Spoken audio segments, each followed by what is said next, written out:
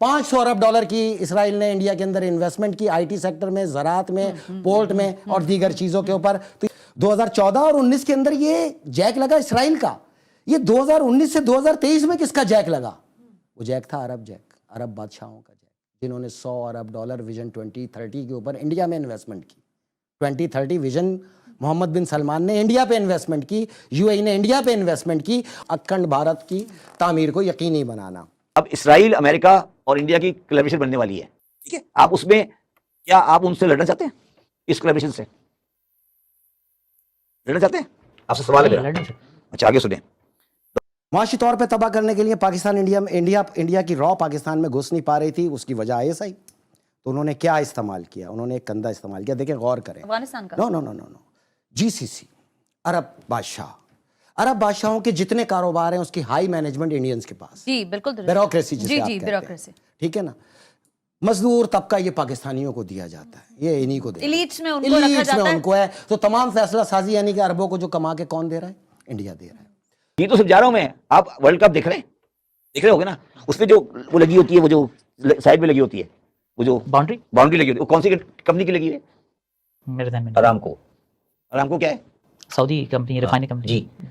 और वो कौन है? हिंदू है ना। तो अरामको का क्या ताल्लुक है हिंदुओं के साथ? हमें छोड़ के उनके साथ चले गए। मानते हो नहीं मानते? ठीक है, हिंदू के साथ खड़ा ना सऊदी। अरामको की देखिए, आप कल देखिएगा, वो ARAM को अरामको है, ठीक है। पहले अरामको में सारे एम्प्लॉय पाकिस्तानी हुआ करते थे, आज अरामको में सारे एम्प्लॉय हिंदू हैं, इंडियन है, सॉरी, हिंदू छोड़ दे। तो सऊदी अरब तो इंडिया के साथ चला गया। इंडिया ये कहता है कि अखंड भारत तो होके रहेगा। मैं LK आडवाणी तक की अगर आपको बात बताऊं तो वहां पर भी वो बड़े प्रिसाइजली कह रहे थे कि 2026-27 के करीब हम ये काम करने वाले हैं। आज से रिसर्च का आगाज कर, बताइए। होने वाला है वो छोड़ें, हम गिराएंगे 26 नवंबर 2026 को, ये कंफर्म है। चला गया? नहीं चला गया। मोहम्मद बिन सलमान नहीं आए ना इंडिया गए, आना था सुना है, मगर नहीं आए ना।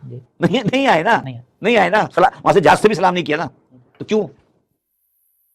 उन्होंने बिल्कुल सही किया कि यार एक डूबती मैशत में क्यों इन्वेस्ट करूं। तो उनका फैसला क्या हुआ? इकोनॉमिक बुनियाद पे। नमस्कार जी, मेरा नाम हेमंत राजपूत है और आपके सामने एक वीडियो आ रही है जिसमें पाकिस्तान के बहुत इंटेलिजेंट पत्रकार लोग बात कर रहे हैं और बात ये कर रहे हैं कि जिस तरह से इंडिया डेवलपमेंट कर रहा है, इंडिया के पॉइंट ऑफ व्यू से अगर देखा जाए तो इंडिया डेवलप कर रहा है अपने लोगों को गरीबी रेखा से ऊपर करने के लिए, उनकी लाइफस्टाइल को चेंज करने के लिए। वो इजराइल से अब संबंध अच्छे हो रहे हैं, इजराइल का इन्वेस्टमेंट इंडिया में हो रहा है, दुबई का इन्वेस्टमेंट इंडिया में हो रहा है, बहुत सारे देशों के, अमेरिका का हो रहा है, जर्मनी का हो रहा है, यूके का हो रहा है। फ्री ट्रेड के थ्रू G20 क्यों हुआ इंडिया में? इसीलिए हुआ कि इंडिया के अंदर डेवलपमेंट किया जाए, बाहर देशों से पैसे इन्वेस्ट किए जाए और इंडिया की जो है इकोनॉमी को और बेटर किया जाए। पर पाकिस्तानी लोगों का जो एक प्रदूषित मस्तिष्क है, उनको लगता है कि इंडिया जो है एक हिंदू राष्ट्र बनना चाहता है, अखंड भारत बनाना चाहता है। ये हमेशा ये इसी धर्म के में ये मरे रहे हैं। ये पाकिस्तान बना लिया धार्मिक देश के हिसाब से, और उसके बाद क्या हुआ? उस देश की कोई भी वैल्यू, कुछ भी नहीं रहा। आज वो कटोरा लेके भीख मांग रहे हैं, कभी दुबई से मांग रहे हैं, कभी यूएई से मांग रहे हैं, कभी अमेरिका से मांग रहे हैं, कभी चाइना से मांग रहे हैं, सबसे कटोरा लेके भीख ही मांग रहे हैं। इसके अलावा उनके पास कोई ऑप्शन है नहीं। और यही सोच जो है इनकी घटिया, ये कभी ज़िंदगी में आगे नहीं बढ़ सकते। आप ज़रा इस वीडियो को देखो, मैं आपसे वीडियो को रात से मिलता हूँ। तिकोन ट्राइका। अब तिकोन का पहला कोना ग्रेट ब्रिटेन, ओके। तिकोन का दूसरा कोना ग्रेटर इसराइल, यहाँ हम ही ग्रेट हैं। हाँ। तीसरा कोना भी तो है ना, वो है तीसरा कोना ग्रेटर इंडिया, अखंड भारत। और इसके बीच में आंख, डॉलर पे नजर आता है ना ये नक्शा, यानी कि आंख देख रही है तीनों को, आंख महफूज कर रही है तीनों को। आंख इनके माशी और मादनी मुफादात का तहफ़्फ़ुज़ कर रही है। वो आंख, वो एक आंख है जो दज्जाल की है। दज्जाल इक्वल टू, दज्जाल दर हकीकत इबलीस का ही दूसरा नाम है।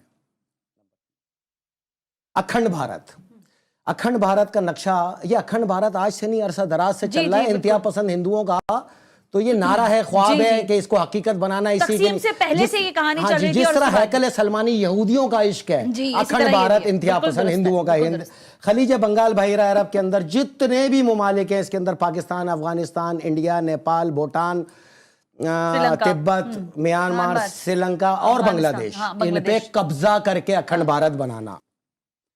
मसला क्या है इसमें? मसला है पाकिस्तान। पाकिस्तान में मसला क्या है इसमें? सियासतदान बिका हुआ, पार्लियामेंट बिकी हुई, ब्यूरोक्रेसी बिकी हुई, हर आदमी पैसे पे बिकने के लिए तैयार। लेकिन वो कौन सी ऐसी शील्ड है जो अखंड भारत नहीं बनने दे रही? उस शील्ड का नाम है inter services intelligence, ISI Pakistan. 2014 और 19 के अंदर ये जैक लगा इसराइल का। ये 2019 से 2023 में किसका जैक लगा? वो जैक था अरब जैक, अरब बादशाहों का जैक, जिन्होंने $100 अरब विजन 2030 के ऊपर इंडिया में इन्वेस्टमेंट की। ये चंद टके आने के बाद इन बनियों के, इन इंतहा पसंदों की औकात भूल गए ये अपनी। इन्होंने ये पूरा पैसा मुसलमानों के कत्लेआम पे खर्च करना शुरू किया। Well, let's forward, time short है, वरना इस पे भी तफसील से आते। तो बहरहाल उसके बाद अगर आप गौर से देखें कि इन्होंने इन्वेस्टमेंट की IT पे, रेलवे पे, कम्युनिकेशन पे, एग्रीकल्चर पे, अक्रॉस द वर्ल्ड ट्रेड के ऊपर, क्योंकि इनको पूरी सपोर्ट ही वर्ल्ड बैंक की जाए। और इस विजन के अंदर पाकिस्तान को भी शामिल कर लिया, $3 अरब गवादर पे कर दी। ये वो वक्त था जब मुझे गिरफ्तार किया गया, क्योंकि अरामको ने गवादर को टेक ओवर करने आना था। वो जानते थे पाकिस्तान में एक आदमी इसको अच्छी तरह जानता है, वही टकराएगा। तो सऊदी ख्वाहिश के ऊपर मुझे यहां जेल में डाला इमरान खान नियाजी ने।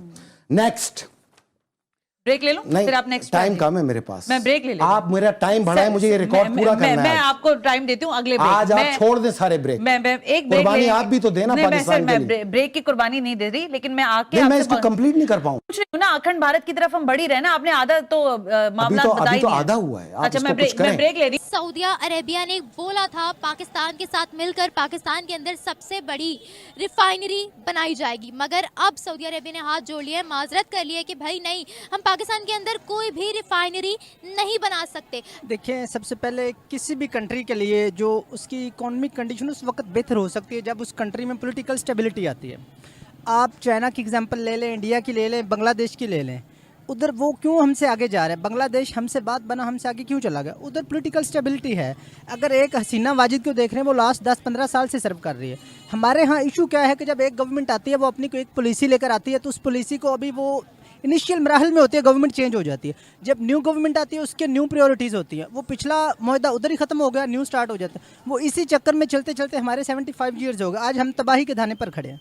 हमारी मदद करनी चाहिए ना। हम हमेशा हर बात में बोलते हैं हमारे मुस्लिम ब्रदर है, मुस्लिम ब्रदर है। मुस्लिम ब्रदर कहाँ है? नहीं, आजकल की दुनिया में ऐसी कोई चीज़ नहीं है, ठीक है। जो जिसके पास पावर है वो कहते हैं चढ़ते सूरज को सलाम है। अब देखें, अगर आप ये मुस्लिम ब्रदर की बात करें तो फ़लस्तीन में क्या हो रहा है? कितने सारे मुस्लिम।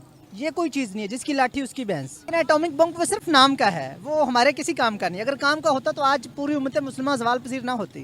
सर, ये वही सऊदिया है जिसने हमसे माजरत अभी की है। अगर हम बात करते हैं भारत की, वहाँ उनके साथ बहुत बड़े बड़े मामलात हैं। इवन बहुत बड़े बड़े अवार्ड्स भी प्राइम मिनिस्टर मोदी को दिए। तो इतना डिफरेंस कैसे? डिफरेंट इसलिए है कि आप अगर देखें तो एक बांग्लादेश जो है, उसकी जो तालीम की रेशो है वो हमारे से आगे हैं। हाँ जी दोस्तों, फिर आपने देखा ये वीडियो, आपने देखा कि किस तरह से ये लोग जो है बिना किसी रीज़न के, बिना कुछ जाने हुए भी उल्टी पुल्टी बातें कर रहे हैं।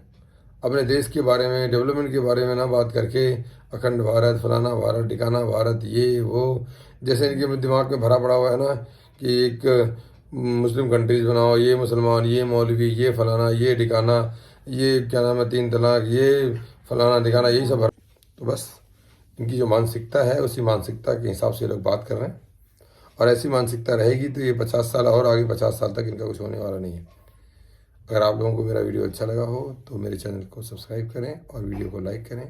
बहुत बहुत धन्यवाद। Thank you so much.